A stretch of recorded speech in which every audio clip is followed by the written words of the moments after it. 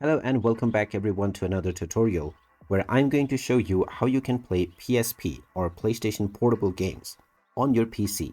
So let's get started right away. For this you will need to install the RetroArch emulator.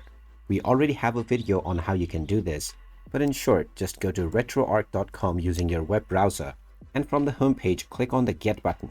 From here you can choose the stable version, and once it is downloaded you can open up the installer and click through the next buttons to install the emulator on your device. Once it is done, go ahead and open it up. And now from the main menu, you will need to choose the Load Core option. Now, Core refers to the various consoles that are supported by RetroArch.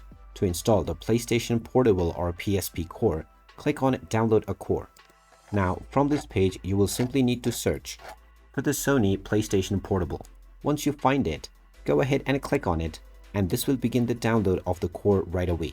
Once the core has been downloaded, you will see a hashtag alongside it, and now you can choose Load Core once again.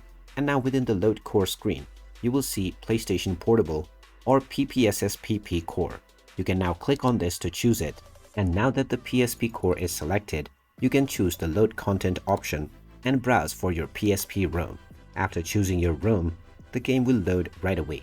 And now you can start enjoying your favorite PSP games right on your PC. And there you have it. That is how easy it is to play PSP games on your PC.